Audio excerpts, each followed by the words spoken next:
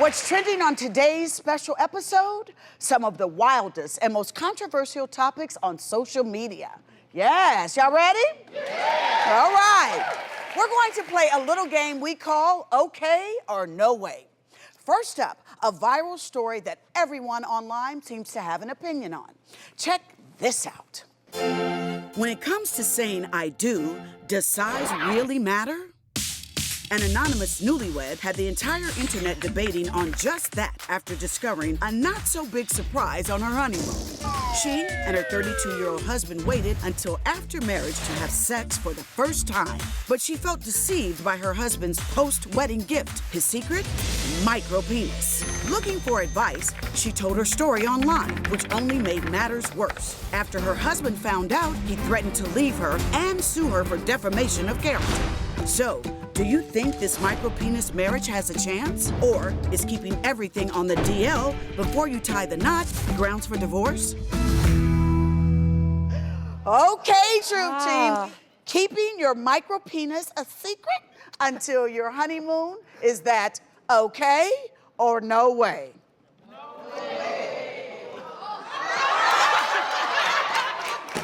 Okay, Mary, why is that? Okay, Mary, you got some explaining to do.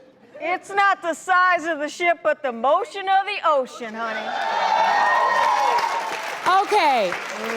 Well, the ship is not gonna go anywhere if your paddle ain't big enough to move the ship. Yeah. I mean, to be fair, we're not talking about, okay, his package is just a little smaller, because the average package is somewhere between 4 to 8 inches when erect. If you're on the smaller side, I don't think that's something that you need to talk about all the time, but a micro-penis is an actual condition. Yeah. It's a rare condition that only affects about 1 out of 1,000 men. And we're talking about like a couple inches, 1 inch, 1 centimeter. I mean, this is the kind of dimensions we're talking about. So I think that that's something you need to talk about beforehand. And I think it's all about trust. You're going into a marriage. You don't want to start a marriage with something that, it's a condition, as you said. And you don't want to reveal to someone on your honeymoon that you have a medical condition. It would be just like if you had diabetes or MS or any other condition. You want to talk about that because you want that person to accept you and love you for who you are, including everything that involves you, including your medical condition. Well, now you've changed the whole subject. Now we've made it into a medical condition that I was unaware of. Thank you. Well, Dr. here you go. Judy, that's why we have this doctor Wait a minute. Hold on, y'all. I've got a sidebar to the story. Now, he is suing her because she's been online telling people and stuff. So now he's suing her for defamation of character. And that part is messed up. I don't know why she's telling everybody about it. That should be between you and that to person. warn others. That's not, no.